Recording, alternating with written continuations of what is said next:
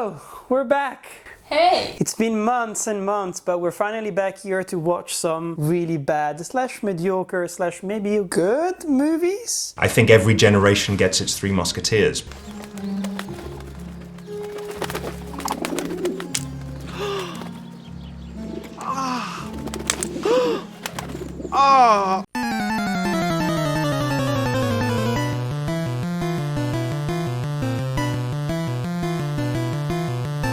No! God, please, no! No! So just in case you were not there for the previous chapter, this is a series that we started together which is called Kiss, Marry, Kill with movies, yeah. It's funnier if it's bad movies. It is funnier, it's way, otherwise it would be way too easy. Yes. Do you want to play a game? Choose. Now. Before it's too late. Why? What will I do with them? Choose. Yeah, I feel like there is not enough negativity online, you know?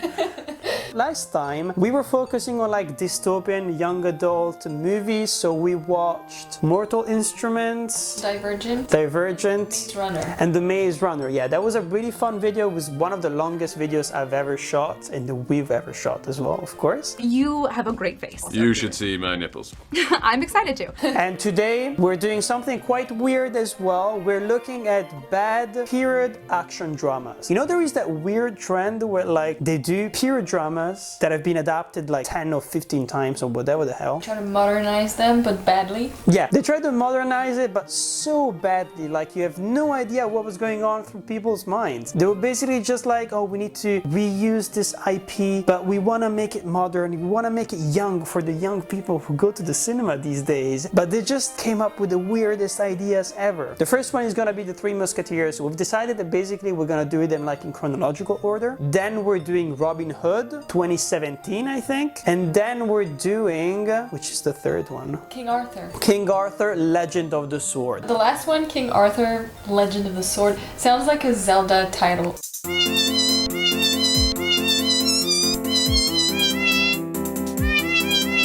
It does. Zelda, Legend of the Sword. I think that one is one of the worst, because Robin Hood, I heard that it's like the other one, it's very action oriented and they mainly like modernize weapons. But anyways, we're gonna jump in and watch the Three Musketeers and then come back and tell you what we thought about it. And then by the end, we'll tell you which one of these three movies we'd like to kiss, marry, or kill. Exactly. Oh, you got the concept. Yeah! It's like the second time I finally got it. You finally got it. The first time I was like, what are we doing here? Why am I here? Like, look out of the window. Round 2.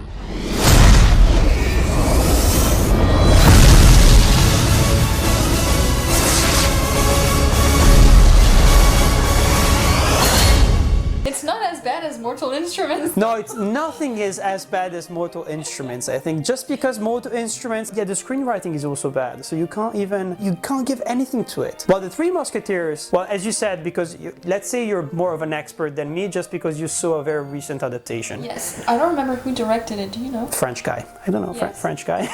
With a lot of really good French actors. Yeah. It's gonna be in 2 parts, and actually the first one I thought was pretty good. I was pretty impressed because we don't have a lot of those movies in French cinemas. Yeah, exactly. Made by French directors. So obviously I'm gonna critique this one a little bit harsher because I can compare now. Yeah, exactly. The last one I remember is like The Man in the Iron Mask, which is with Leonardo DiCaprio, I think, who is playing, is he playing D'Artagnan? I don't remember exactly, but like, it's clearly like a very 90s thing. Like these kind of like pure dramas, but also very pirate-like, you know. It's not modern. It's really harder to modernize these kind of movies, you know, and to make them interesting. It doesn't really need to be modernized. I don't think it does. Maybe not like visually. Maybe the themes, the way the characters are written can be exactly adapted to be a little bit more modern, but I feel like adapting anything else to be more modern just makes it look cringe. Or if you want to modernize it, then you have to make it very stupid. Like, have you seen the films like Abraham Lincoln versus the Vampire? So like, no,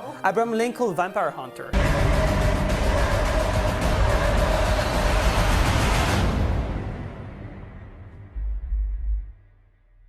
What the hell is even that? that? So it's No. just, yeah, it's Abraham Lincoln and he's a vampire hunter. Okay, well then in that case, if it's like complete satire, Yeah. then that's fine. But in this case, I thought they were trying to modernize it, they were trying to take it seriously, but it's not very well done, and it's kind of random when Yeah. they chose to modernize, and so it doesn't really give what it's supposed to give.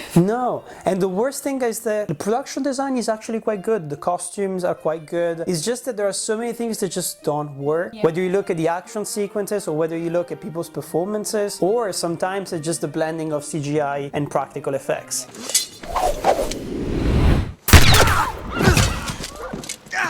Shot me!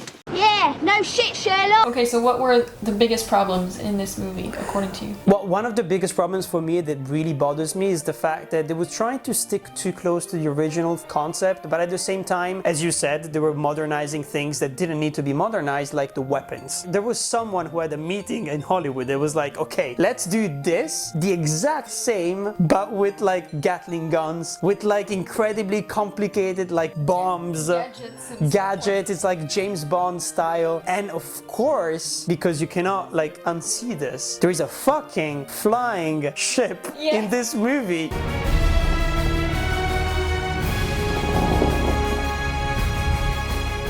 Why don't I have one of those? An oversight on our part. Right. Well, build me one. It's like they mixed Pirates of the Caribbean, Treasure Planet, and then the Three Musketeers, and also a bit of perfume commercial.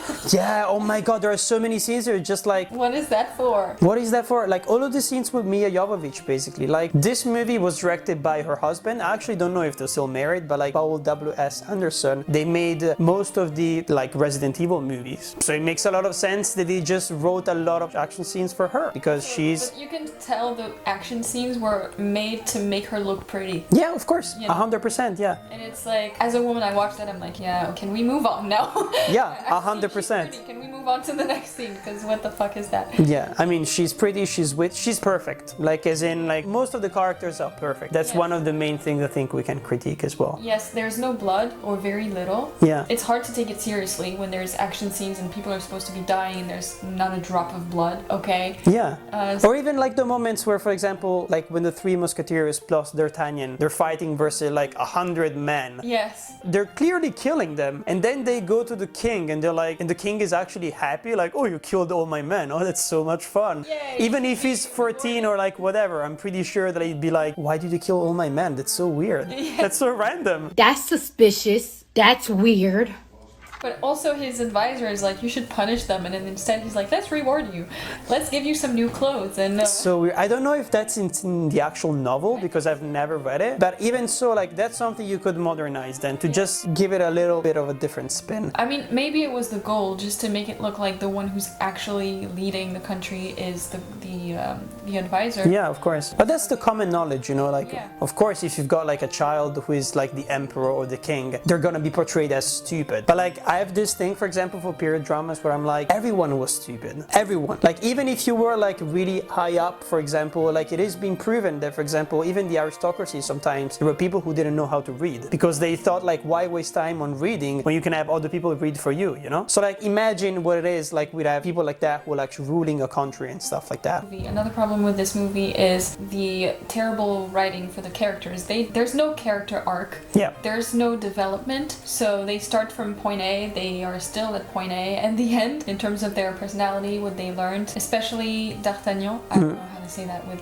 D'Artagnan. D'Artagnan. It's so cringe as a French person having to say. Yeah, it is. Pas mal, non? C'est français. I expected him to grow or, you know, show some sort of development, and that didn't happen. Also, the love story with Constance is... You actually remember her name? I didn't. Yes. I didn't. I was just the blonde, pretty girl. Yes, came out of nowhere. Like, he saw her, oh my gosh, she's pretty. They have one conversation, and then the next one they have, she kisses her. She kisses him, and then, wow. Okay, is that a Disney movie where the princess... There's a lot of things that were like very Disney movie-like. Yes, Of comic relief but it's scenes like- that made no sense. Yeah, but the problem is they were trying to make it look like a serious movie, but also mixed with that type of humor and that type of almost like innocent Yeah, I agree. writing, I guess. Yeah. And it doesn't work together. Like, you're either like a serious movie movie with like action scenes where you're actually scared for the characters, or you go like full comedy and then we understand that it's a comedy and it's meant to be not taken seriously, but you can't have both at the same time. Yeah, I feel like the intention behind this movie is like, you know the story, let's have fun. Oh, sorry! Didn't see you there! Damn you! Yeah, maybe. And I'm like, I'm not having fun. Am I supposed to be having fun? Because I'm not. If you want to add also something else to like the characters, if we talk about skill sets, everyone is incredibly good throughout. D'Artagnan is incredibly good. Three Musketeers are incredibly good. Would have been so easy to be like, if one of the Musketeers is actually a drunk, to play on that. Yeah. He's drunk constantly for the entire movie, and that's something that he needs to play with. And the other people... The problem as well is we're never scared for them because we know they're skilled, we know they're good, they're always winning every fight. They don't get hurt. They never get hurt. Yeah. They have like maybe the little scratch that everybody has in action movies, like here. Or the nose, yeah. Yeah, but that's it. So we don't get scared for them when there's an action scene. We know they're going to win. It's like watching a Disney movie and knowing that the prince ends up with the princess at the end. Exactly, And that yeah. the main character doesn't die. Make us believe they're going to die. Just to make it interesting with the plot, to show us how they get out of that bad situation. Yeah, exactly. But here, in this movie, like even when they reach the lowest low, they're not in such a bad situation. And Yeah, it's like, okay, yeah, that standoff moment, right? When he's like, "Give me the jewel, and I will give you back the girl," and then they're like, "Yeah, but you'll shoot us down," because they're flying in this moment. Like, to give you the context, I'll probably put it on screen, but so that you know. And that is supposed to be like the moment we're like, "Oh my God, they're about to lose," but like, we don't it's believe 1 second that they're going to. yeah, we don't believe for a single second. It's so incredibly silly. It's just like these two flying boats. There are so many logical fallacies in this movie that make me so mad. Blanche, what are you? Complete and utter waste of space, sir. And? As much use as a fart in a bottle, sir. Right. In short, sir, a total tit, sir, but I can't work bleeding miracles. Like, without even pointing out the fact that by destroying and attacking what seems to be like a very secured location in England, they're literally declaring war to England, which is something that the Cardinal like was trying to do with the entire weird like conspiracy. So at the end of the day, they won. Like the Cardinal wins because we see at the end that the war is starting. yeah, they're marching for war. So at the end of the day, he doesn't even get punished. I was just sitting there being like, wait, he doesn't even get punished? Why are they trying to save his face, you know? Yeah. Like they're like, oh, it was all this other guy who did everything. Like they don't even try and put it on the Cardinal. No. So the Cardinal like looks like the hero at the end of the day. He should be in prison or killed or something. Yeah, exactly. Or at least there should be a scene where he's like, do you realize that like I won? Yeah. That would have been like an almost like cynical way of ending the movie, which would have been interesting to add a little bit more depth. But they don't even do that. Is there a second movie? No, there was never a second movie. Of course, no. The end makes it look like there's going to be. No, this is considered as one of the worst movies of all time. Really? I think it has like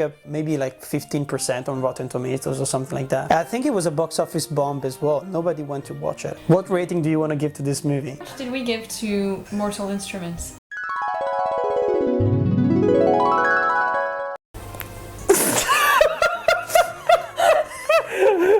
You gave it a 0 and I gave it a 1, and you were like, oh, you're nicer than me. I'm like, yeah, I gave it a 1 for the entertainment value of watching it with me. Watching it with me. Yeah, I remember that. Yeah, okay. I want to add something. Okay, add something. The CGI. It was beautiful. I loved it. Oh, yeah.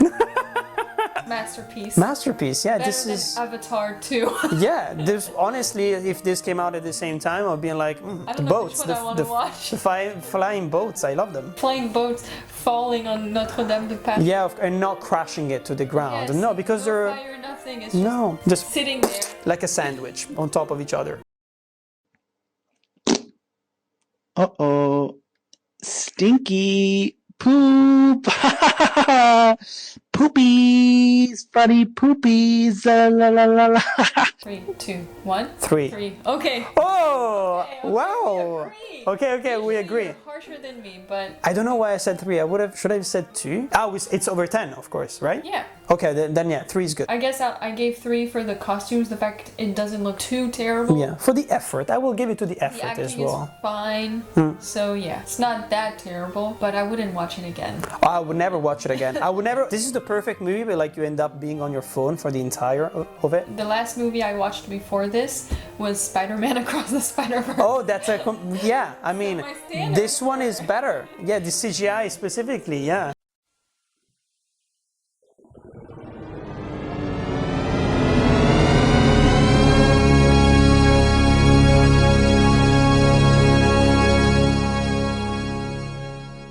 Tinky Winky, Dixie, la la.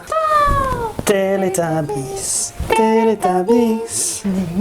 Bonjour. Ah, en italien c'est fanno. Ciao, ciao.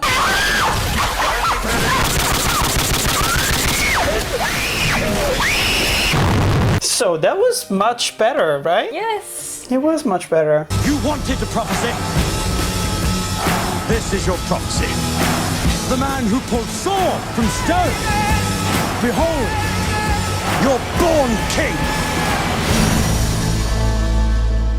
Still, I do have some problems with this movie, but it's a lot better than the previous one. Yeah, I agree as well. I mean, at least I was entertained. Yeah, and this one had a clear creative direction. Well, the other one was clearly like, why should we do this? To have fun. That's it. Yeah. Like there was no other intention behind it to make a lot of money and to have fun. Well, here you can really feel that they're trying like to kind of blend like mythology and like Arthurian legends, but also like the style of Guy Ritchie. I said Guy Pearce before, I meant Guy Ritchie. That's why I was confused. Two completely different people. Yeah, two completely different people, of course. I actually enjoyed the editing style most of the time. Sometimes they had those action scenes where the characters are discussing their plans, and then as they're discussing their plans, it cuts to them actually doing the actions that they're discussing, and it's really fast-paced and dynamic. That was nice. Maybe they did it too many times in the movie. They did it at least 3 times. But the first 1 or 2 times, I guess it was pretty entertaining, so I liked that. It added, you know, to the rhythm of the movie. That was pretty nice. Also, the character has like an actual arc, a major development from start to end, so that was pretty interesting. You've got some character development when it comes to like the other side characters. Specifically, like the only one that I really liked was the witch. Yes, the mage. Like just the mage, sorcerer, like it's, yeah, they all mean the same thing approximately, yeah. But it was kind of weird that like they mentioned Merlin, but they were like, oh, we're gonna send this like a wish version of Merlin to save you. It's like weird, like why do you even mention Merlin if you're not gonna have it in the film himself, you know? I It's didn't just really so weird. understand why he wasn't there, why she was the only mage. I think they explained it at the beginning in one line and then I forgot about it. So. Yeah, exactly. And same thing goes with Mordred, that's his name, right? He dies, I think. He dies, but like I don't understand exactly what's going on. If it was like the uncle character who took advantage of the war with Mordred to take power, or if he's related to Mordred. No, they explained it that it was like a deal that he made with Mordred.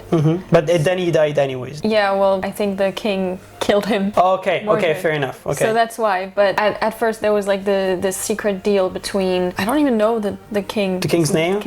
Jude Law. He looks like Jude Law. He looks like Jude Law. Let's just call him Jude Law. I was kind of wondering like what was Jude Law's motivation for wanting more power? I mean, in those kind of movies, it's just like, yeah, I want more power. Like he already has so much power. It's just insane. He's got like a huge army. I think the only motivation was not that he wanted more power, but he was scared of losing his power. Of losing the power, because he knew that the legitimate king was still somewhere and could come back at some point and defeat him with the sword. And so he just wanted to basically kill him to avoid having anyone take his throne. I think that was the only motivation. Oh, okay, here's your motivation. You're looking for motivation. You want all the motivation. That's lazy. It got you this far. That is the interesting thing about prophecies, is that when you think about it, if Jude Law didn't do anything, nothing would have happened, because he's the one who summons Arthur to try out for the sword. So if he didn't do anything, the guy would have stayed at the brothel and he would have like led just a normal life when you think about probably. it. Because it's kind of interesting. There seems to be like a weird rebellion going on, but no one is actually doing anything. Yeah. It's kind of like they've been waiting for like Arthur to come back. You know? However, I was gonna say he still had dreams, like nightmares, where he remembered flashes from the moment that his mom and dad died because of his uncle. I don't know if he could have lived a normal life without kind of trying to shed light on whatever happened, if that was real, if that was just a dream. Saw him grow into an adult and constantly having those dreams. So I don't know what would have happened if his uncle had not summoned him to try the sword with a bunch of other people. Maybe the prophecy would have found another way to turn into reality. Yeah, to manifest itself. Yeah, that's really interesting at the end of the day. If I had one critique about, if you look at the production design, the visual style and everything, sometimes you feel like it's too modern, like there's a lot of things that are just not working because you take it really seriously. It's kind of like walking that thin line in line between like being realistic, like medieval stuff, and becoming like a weird video game fantasy that like reminds me of stuff like The Witcher or what is it called? Senua. I think it's called Senua's Hellblade or something like that. It looks a lot like that video game as well. But I think that's mainly the action scenes towards the end when Arthur gains control of the sword after finding out everything about what happened to his dad and mom. After that, when he gains that control, that sword gives him almost like superhuman powers. Yeah. And from that moment on, the action scenes start looking a bit like, not a bit, like very unrealistic. Yeah, they do. But and it's kind of a shame. I feel like that's okay if we're used to that from the beginning of the movie. You need to set the rules for the rest of the movie so we know what to expect in that world, in that universe. So if you give us a realistic, pseudo-medieval kind of universe, then you have to stick to it until the end, because if suddenly you have like supernatural stuff happening, it doesn't make sense. It doesn't make sense. It's kind of like Mortal Instruments. Yes. I want to take the extra foreskin of my uncircumcised cock. That's my favorite part about you. And I want to stretch it. And then I want to press it like silly putty on a freshly printed newspaper to extract the ink. I think you could have fixed it very easily by just adding a mage on the side of Jude Law. Yeah. Like between his forces, that he had a mage you could rely on as well, so that you could have other different types of fights in between the good guys and the bad guys. Maybe Mordred, if he didn't die. Or another mage that worked with Mordred in the past and maybe like learned how to manage his powers better over the years and could now take his place by the side of Jude Law. Also, I feel like the sword should not give him that power, like it's separate from him. It's weird that he would suddenly become immune to everything around him just because he's holding a sword in his hand. It makes it a bit unrealistic. I think I would have been more impressed if we had like very well choreographed fight scenes with the sword that basically show maybe that the sword gives him instincts that other people don't have. So he sees things coming and he's able to foresee what his opponent is doing or is going to do, and that gives him an advantage during the fight, but it doesn't necessarily give him an advantage in strength. It's kind of like the difference that you have with like Zack Snyder's work. If you look at like Sucker Punch, if you look at 300, where from the beginning you know this movie is weird. Like you can see from the visual style, you can see that like the laws of gravity and nature, like they don't fit there, you know? So if you did the same thing with King Arthur, then it would make more sense. Then I would be like, okay, fair enough, you know? I would like to go back to King Arthur because there's a lot of things went wrong during that and a lot of things that were out of our control, and I just don't think we ended up matching the aspiration. We just didn't quite make the movie we wanted. Like one fix that I had in mind, for example, would have been very easy to do. Mordred pretends to be dead, but in fact he actually replaces Jude Law and he takes basically over his body or something like that, so that he's able to rule over everyone and be accepted at the same time. Otherwise he would have to kill like a lot of people and like summon demons or whatever the fuck. I understand but, what you're saying, but I'm not sure, because I think the family dynamic was important to the story. But the family dynamic would still work out because everyone would perceive him as Jude Law. Yeah, exactly. The reveal would come at the very end. At the very end, you would realize that you're the same person. And it was kind of like a curse, being like I said, we were gonna share the power. I didn't say how much. I didn't say how much. So like he gets 0.1%. Yeah, he gets into his body, and now maybe he's at the back of his mind. And then it makes him maybe a bit more interesting. As in, he knows that he sacrificed so much, that he had to sacrifice like his brother and stuff like that. But at the same time, he became like a prison of Mordred within his own body. Just to add a little bit more mysticism, fantasy stuff since the beginning, you know? Because it's true that maybe Jude Law doesn't have that great of a character development. The final fight, he's not even himself. No. He's wearing the weird mask. He looks like a CGI video game character. Yeah. So what is the purpose of having him? If even in the final act, when finally the two family members are fighting each other, so as you said, in a kind of Shakespearean way, it would be interesting and very dramatic and stuff like that, it doesn't happen. No. He's fighting like a big, huge guy from like a video game. Yeah. Otherwise, what else did we talk about? The lack of female representation. Oh yeah.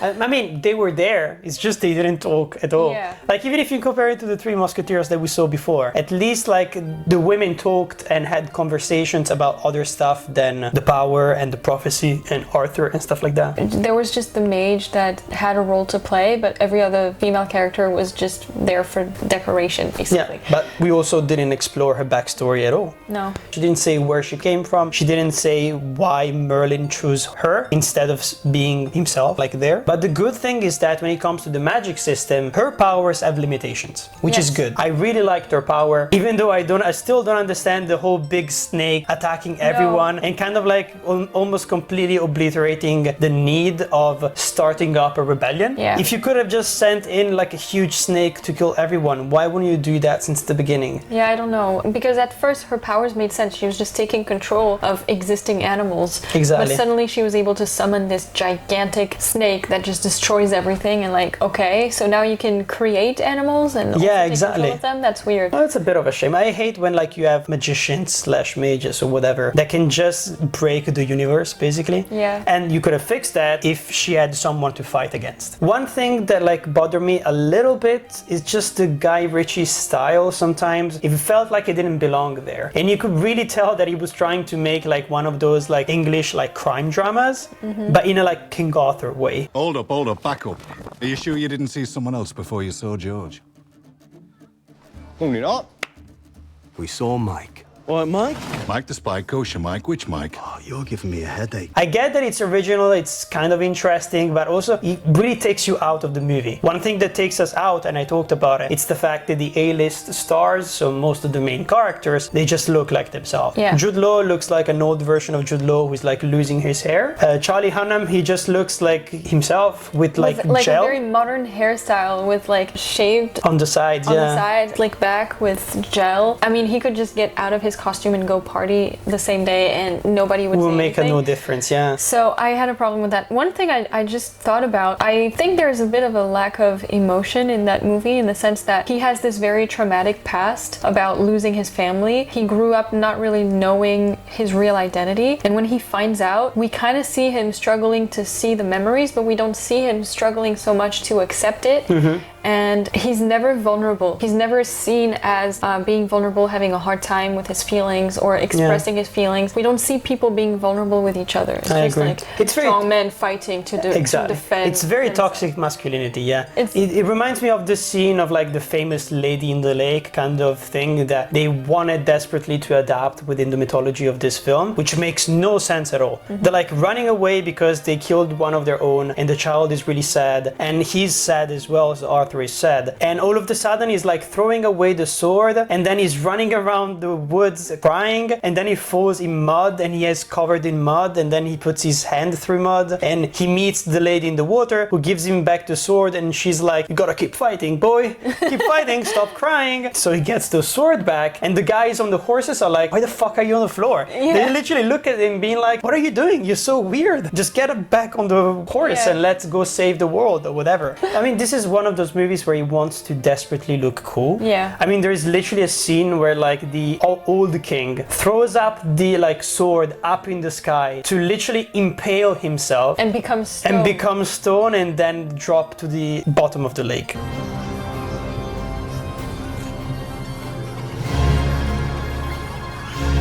Wow, that was so powerful. Academy Award.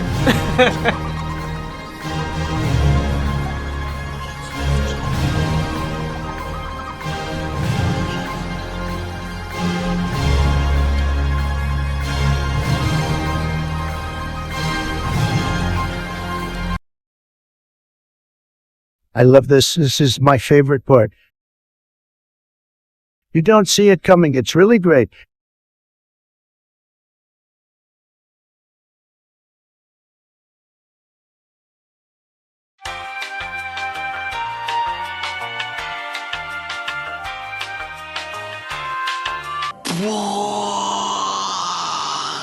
Yeah. That's the stupidest thing ever. You could have waited for the other guy to stab you with your own sword and he would have done it because he wanted to get the sword anyways, you know? Yeah. It's like, oh, I'm gonna sacrifice myself, but I'm gonna be cool doing it. Yeah, it's like, whoa, and then I'm gonna put like that. Oh my god, turn me into stone. You're supposed to say, and the Oscar goes to. And the winner is. Right. What do we give to this movie? Are you ready? At the same time? Yeah. 1, 2, 3. Oh, we said 1, 2, 3. No, I thought we were 3, 2, 1. Okay, 3, 2, 1. 3, 2, 1, 7. Oh my god! We agree. We're like on the same wavelength. We're the same person right now. To be honest, I wanted to give this movie an 8. I really wanted to give this movie an 8, which is a really, really high score at the end of the day. But the third act is just garbage. It's just, I don't care about anything happening. As soon as like the weird snake comes in, I was like, this third act is gonna be shit. I can feel it. It's not gonna be good. And I couldn't care less about even the final like shots with like the round table and stuff like that, just because they were just ticking boxes. Like we knew where the story was going. It didn't really feel like there was any space left for like emotional resolution anymore. They were just going through the end of the story. Yeah, it's true. It felt like the beginning was interesting, the middle was interesting, and then when we saw the final battle scene coming, it lost all of its appeal because we knew exactly where it was going. And as soon as he unlocks the powers of the sword, basically, like that's where he starts going a bit down, I think. Yes. I think I would have enjoyed this if I went to the cinema, to be honest. Maybe it doesn't have the same impact on TV or something like that. Yeah, probably. £1,000 for the man who brings me on! We're all suspects now. If we get caught, they will kill us all. I hated it even more. At first, I thought I liked it more than the Three Musketeers at first, but then it went downhill. Yeah, and he never came back. No. Never.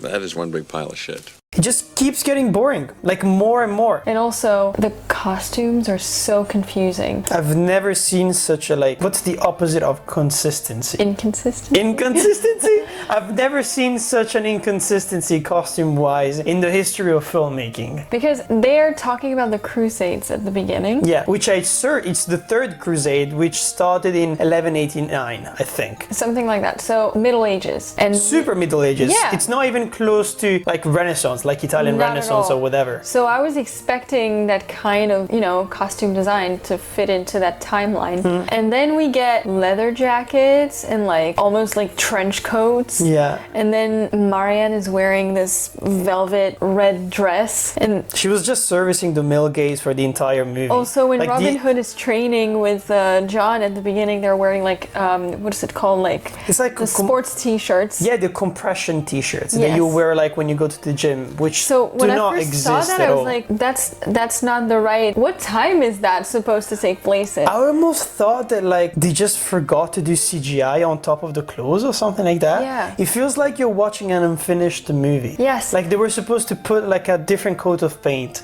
on it. The moment where they're like going to protest and stuff, it's 100% like it's very modern. It's very like black bloc, like French, like violent protest. Yes. It's so weird. It's so incredibly weird. But like the thing that really bothers me is that it's just not consistent. As in, if you want to do like a weird dystopian Hunger Games universe, then just do it from the start. Yeah. But don't do like a mix of like pre-industrial London and medieval stuff and the Crusades and the church, but at the same time there's mines with rails. Yeah, and you have like Marianne going out of her house like in her underwear. Oh, and she at some point she's wearing like this lace dress kind of thing that you would sleep in, but it looks like something I can buy right now in stores.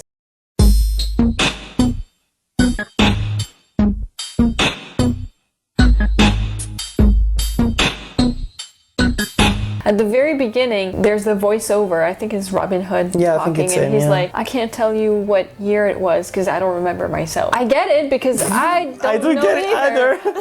I'm pretty sure it's one of those things that they added later. Yeah. You know, like they have test screenings and showing films and stuff like that to get like an audience reaction. And they realize it doesn't make sense. Yeah, they just realized that people were completely lost, and maybe they added that line at the beginning of the film just so that people knew that even they don't know when it's supposed to take place. Apart from that, I was a bit bothered at the beginning when they go very quickly, like they just tell us so quickly the entire love story with Robin Hood and Marianne, like how they met, and they're just like, and their love blossomed until fate tore them knocked on their apart. door. Yeah. And I was like, oh, that was quick. We don't even know why they love each other. What's their personality like? Why?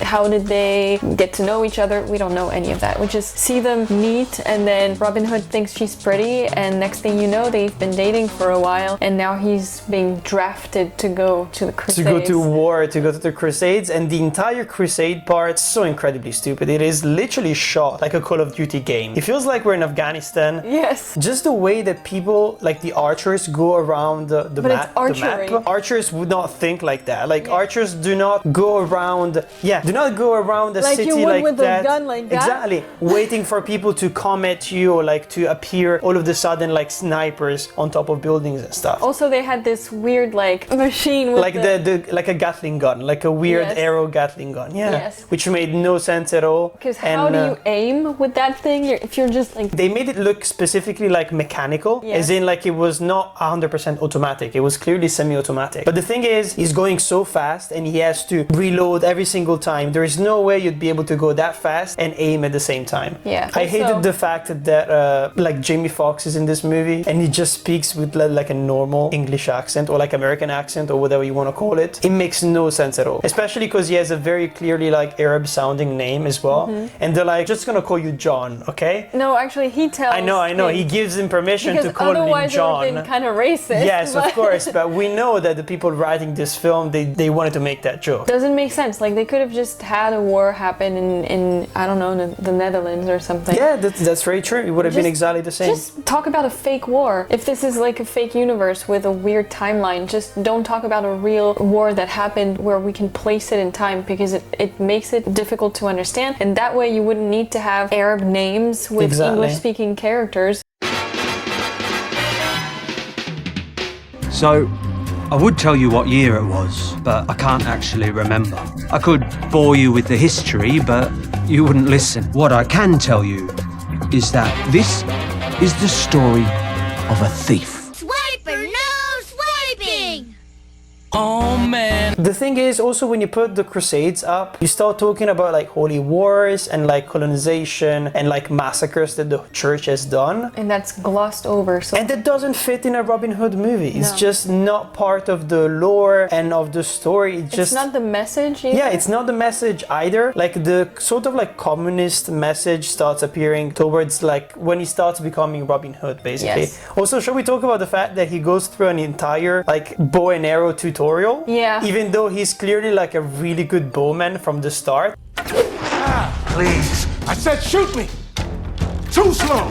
Fast as you can. Again. Come on, English.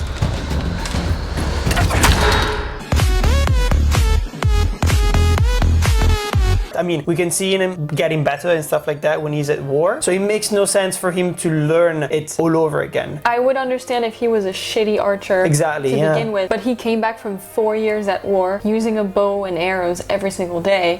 And you mean to tell me that this random guy from Arabia or whatever is going to teach him tricks and be his mentor, and suddenly he becomes super good, like Mulan in that song where she suddenly becomes really good. Very true. He's just like the token black guy. Yeah. He doesn't do anything. He's just there to be the supportive character. And like, Marianne is the token female character as well. Yeah, 100%. Like we tried to think of any other woman within the story. There's none. Who had at least one dialogue line, like one, saying something, like just one word. None. I couldn't think of any of them. Or maybe there is just one who says something when they're like protesting and stuff. Oh yeah, the black woman with exactly, the yeah, box. who's yeah, exactly, that one. I mean, if you remember the Disney version, Marianne had quite a lot of screen time as well, I think, right? And she had some agency as well, even though like he was more romantic, like when it comes to the vibes of those films. But that problem with female representation, we've seen it throughout all three movies, I think. It's the curse of period dramas. That's actually really, really bad when you think about it, because like you almost have two completely different genres of period dramas. There's the action ones with men, and the romance ones with women. Exactly, like the kind of like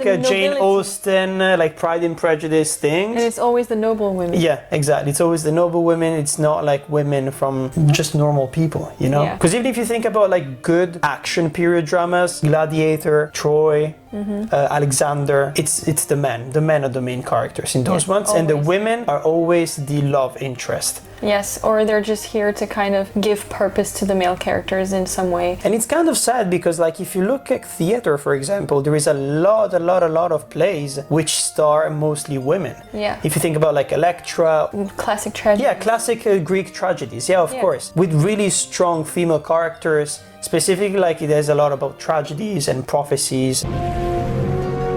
Now just cut off your penises and throw them into the sun.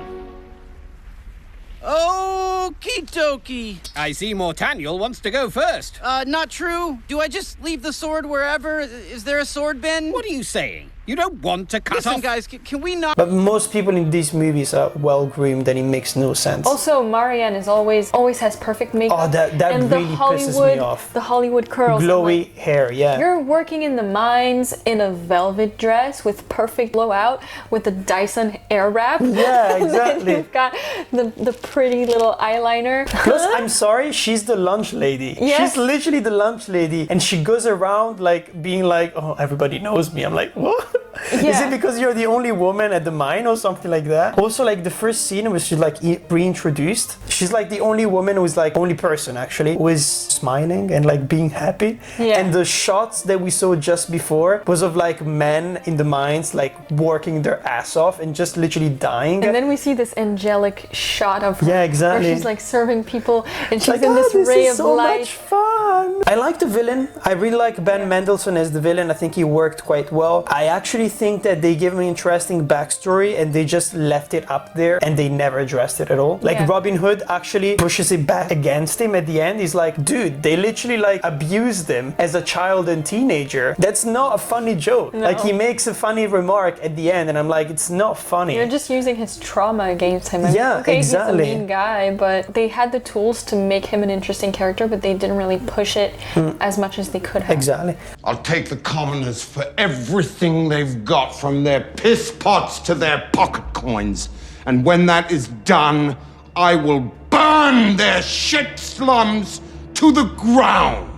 Just to remind them they're not the people, they're my subjects. I feel like they should have just made a dystopian, weird Hunger Games thing. Almost like a sci-fi movie. Yeah, exactly. Sci-fi Robin Hood. Or even post-apocalyptic. It would have worked. Yeah. It would have explained a lot of the things. Actually, if you try to imagine it like that, the movie works a little bit better. It's just that because of all the different like chronological things that they try to put in, the movie just falls apart completely. Yeah. It's just a mess. And I'm not even surprised because, like I told you before, it was nominated for like 3 Razzie Awards and 2 of them were like Worst Picture and Worst Remake. It has a 15% on Rotten Tomatoes and people actually compared it to King Arthur. Okay. But I'm like, King Arthur is way better than this. It's not comparable. Way better. But it's not the same level, like even budget-wise. No. This feels very cheap. Like some of it felt very cheap, like the final act, for example. Some of this, the CGI sometimes, with the horses dying, especially when someone like shot a horse and they died, it was super fake. At some point, I was so bothered by this. They were in this carriage with like 4 horses running through the city and they basically like jump through a wall, like a wooden wall, but the horses just jump through it like you would see in like a car chase scene where the car just breaks through a wall. But if you do that with a horse, the horse will stop in front of the wall and it won't just run through a wall like it's got a brain. It's going to be like, yeah, no, I'm not doing that. Maybe like this is a universe where horses behave like cars. At some point also they're like running upstairs and then they end up at the top of the building on the roofs and Robin Hood is like, oh shit. What do you mean, oh shit? Like he didn't say it, but well, yeah, of course. You went upstairs, I mean, what did you expect? Yeah, exactly. And now you're on a roof with a horse. Good luck. One thing that I don't like about this movie is its pacing. Like I got bored very quickly. It was slow. Yeah, it was really slow. Like the moment when basically the sheriff attacks like the slums, like the mines and all of those the people who are living there. Of the third act. Yeah, for me that should have been just the end of the third act. Yes. Like he didn't need to like reset once again and for him to motivate the people to rise and fight. I was like, there is no need for that. Like we could have done the final act immediately there. Maybe, but I think that was the purpose of this movie, was to show how he went from being just one person, being nothing and not even having an identity anymore because everyone thought he was dead, to actually uniting the people against the sheriff. I thought that was the purpose. Then they should have done it faster. It falls flat because everything before that, the build-up was too slow. Yeah. After the first like 2 robberies, it becomes slow and boring. Yeah. Also, like, let's admit it, this is like Batman. Yeah. This is 100% like Batman Begins, where like sometimes the dialogues are like, I predicted one of the like 2 of the dialogue lines. Do you remember? Yeah, that was very impressive. It was very epic. I thought you had read it somewhere, or maybe it was like a line that they have in every Robin Hood movie or something. No. I think it's just a line that is used quite often. If not you, who? If not now, when? And he predicted and all of that. I was like, she's gonna say that, and she said it right after, and she looked at me like, what the fuck? Have you seen this movie already? Like, what are we doing here? He even mocks himself. He mocks Robin Hood, being like, oh, look at this guy, with a hood. Oh, maybe we should put a bounty on him. Oh, yeah, we should kill him. Yeah. That's the same thing that Batman does in like Batman Begins. Are you ready to rate this movie? How much did we give the Three Musketeers? 3. So we gave 3 to the Three Musketeers? Yes, 7. because there is 3 of them, so 1 for each. And D'Artagnan can die, can fuck the right off. And then 7 for King Arthur. Yes. Okay. 3, 2, 1. 3. 2. Really? Yeah. Yeah, I don't think I can give it a 2, just because I didn't think it was equal to the Three Musketeers. they have different problems. They're both bad in different ways. You're right. Okay, maybe 3 then. Not too late, you gave it a 2. Sure? For once that you're like more evil than me, then let's keep it that way. But tell me why then. Why for you it was like even worse? I think to me the problem is for the Three Musketeers, from the beginning I knew what the movie was going to be like. So I knew not to have high expectations. Therefore I wasn't more disappointed at the end. Like from the first 5-10 minutes I already knew how I would feel about this movie by the end. But for Robin Hood it didn't start off so bad, except for maybe the costumes and the confuseness and how confusing it was with the timeline. But I thought it was going to be better, and then it became terrible at the end. So it was disappointing, which means I had higher expectations and then it disappointed me. Honestly, if someone had to like tie me down, open up my eyes like in that weird like a Clockwork Orange scene and force me to watch either this movie or the Three Musketeers, I would rewatch the Three Musketeers. Yeah, this movie would be more painful to rewatch, I think, because I would just find more things to hate about it. Kiss, Marry, Kill, are we ready? I think we did the exact same thing as last time. You remember? Yes! Yeah, last time it was in the perfect order, and this time around it's like Kiss, Marry and kill. Exactly. Kiss the Three Musketeers, marry King Arthur. Yes, exactly. And kill Robin Hood. Exactly. Yeah, 100%. I think those are the good. That's the good order. Yeah, 100%. I'm not a huge fan of like the action period drama, like reimagining and stuff like that. At the end of the day, like they all have the same problem, meaning that you can see that they're just skimming the surface, but the core of the story is still the same, and I don't care anymore about the core of the story. Do something completely all over the place. I was thinking of another example, Pride and Prejudice and Zombies. It's an actual film. Okay. And it's a book as well. And it's literally Pride and Prejudice, like literally the same movie. Almost like sometimes like dialogues are the same, but there are zombies as well in it. Okay. So it's just, that is a fun way of reimagining something. And there have been in like film history a lot of examples like that, where like, or if you do satires, for example, when you try to find like the things that you can criticize about a specific like genre of storytelling, or you take it 100% seriously and you try to make like a very deep like political drama like they did for the Tragedy of Macbeth, or The Green Knight as well, which is adapting yet another like story of mythological like Arthurian like legends and stuff like that. That one was beautiful, like A24 production, so that's cool. But like you need to do more, you need to reinvent more. Just putting action in it is not enough. And I think, you know, for Robin Hood it would have been easy to make it current because the message still works today. 100%, yeah. You know, stealing from the rich to give to the poor. It could be a critique of capitalism. I think one very good example of a character that was modernized, Sherlock, in the TV show. And I think and they did it in very different ways. Guy Ritchie did it as well with Sherlock the movies, and it was quite fun as well in a very different way. Maybe something they could do now as like a next step animation. Yeah. Robin Hood is a thing that like if you imagine like an anime version, or like Arcane, you know, when it's very, very stylized, kind of like Across the Spider-Verse as well. It's perfect because if you think about it, like a bowman who's like perfect aim all the time and he's like throwing thousands of arrows at like light speed, it's not that that realistic, right? Yeah. So if you go towards animation, you start to do like weird stuff like that. Maybe like inspire yourself by like 1984, make it very like conspiracy, like dystopian. I think it would be beautiful. It would be really cool. I feel like that's the next step of most of these very well-known stories. King Arthur as well could work. That is basically it, I think. Would you want to plug anything? Why are you here again? Why am I here again? Because you serve me good food and then we get to watch stupid movies together. That's great. A very good point. That's a very good point. I'm always here for a good... What is your name again? Marianne. No, because you remember last time when I asked you your name, you just like started buffering, being like, what the fuck? Like, why are you asking me my name in front of the camera? Oh, yeah.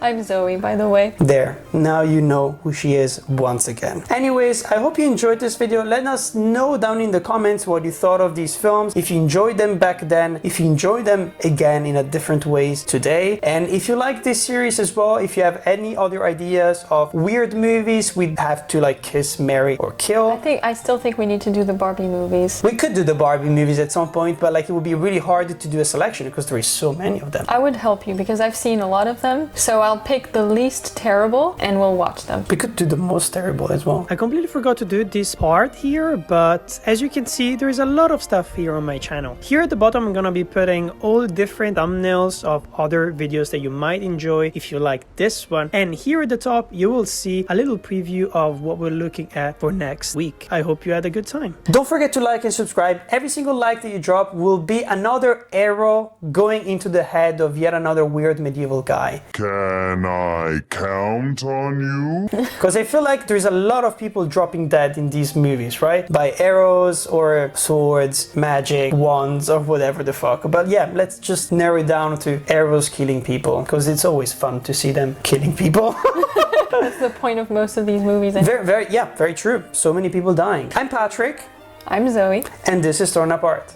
Back in the 90s, I was in a very famous TV show. I get the feeling that deep down, you're all... shut up, Blanchet.